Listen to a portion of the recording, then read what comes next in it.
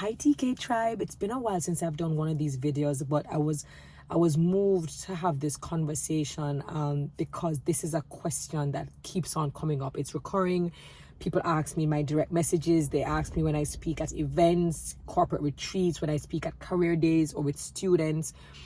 It always comes up. They always ask me. It's the question across both genders, but I certainly find that women and girls tend to ask the question the most.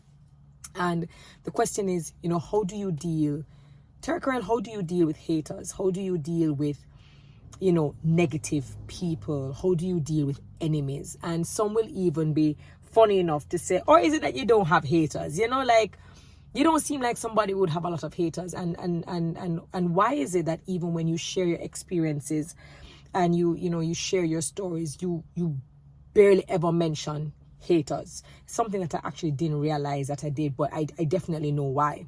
So I thought that I would just do this video to answer these questions just from my point of view. This may be very different for other people. I'm only going to tell you how I manage and how I deal with things.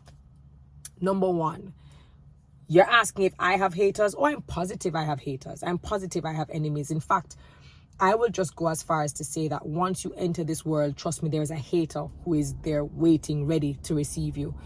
Or there is somebody who is already being conditioned to hate someone like you. People are going to hate you simply for existing and simply for breathing. And that only becomes compounded if you happen to be someone who is exceptional at what you do. If you happen to be someone who is an authority, a figure, a public figure, maybe a key person of influence, you do very good work, so you become the standard, the example, you're a point of reference. People are going to hate you even more because of what you achieve. And it isn't necessarily that you're doing anything wrong, but certainly what I think is that it reminds them of how little they are doing. And because a lot of people don't know how to confront their own personal demons, they project it on you, right? And so I think the first way that I deal with haters is understanding that they exist. I don't take it personally. Those people will always exist and there's nothing I can do about it. So I don't take it on to myself, and I don't take them on to myself to try to internalize or ask why or what I have done. They simply exist, and there's nothing that I can do or change within me to change them or to change the circumstance. Number two, the reason why I do not speak about my haters, even though I know some people, I know who they are. I know them by name, but the reason why I don't speak about them even when I'm sharing my examples and my stories or my experiences is because I just don't think haters or enemies are worthy. I don't think they're worthy of my time, my energy, my effort. I don't think they deserve to have me take up any mental space thinking about them. I don't think they should get the honor of having their names roll off of my tongue. I just don't believe that I should create a space for them. And so where there are a lot of people who spend a lot of time talking about their haters, referencing their haters, it's just like, why are you giving them so much power? For me, I treat them like Harry Potter, he who shall not be named, she who shall not be named. There is no power, there is no vacancy, there is no capacity with which you will be mentioned. And so although they exist, you just won't hear me mention them because they are non-factors in everything that I think and everything that I do. They just don't show up on my totem pole. They're not on my list of things to do. They're not on my checklist. They're not on a checkbox. They're just simply non-existent. And so they do not live between the two spaces between my ears, and they certainly will not roll off my tongue, straight up. Number three, a lot of people tend to give their enemies and their haters too much credit. What do I mean by that? You hear it in songs, you read it in books, you hear it in stories, thanks to my haters, I became this. Because of my haters, I dug deep. Because of my haters, they added fuel to my fire. Because of haters, I am who I am today. Quite frankly, them not gonna get the credit from me. I am sorry. It may be unpopular opinion, but I think a lot of us give credit to our haters when we don't actually, they don't deserve it. I give credit to me.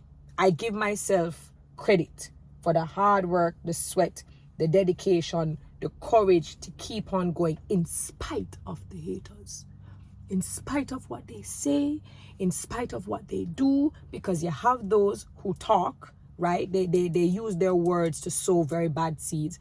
And then you have those who will literally try to close doors on you to prevent you from getting opportunities in rooms that your name is called.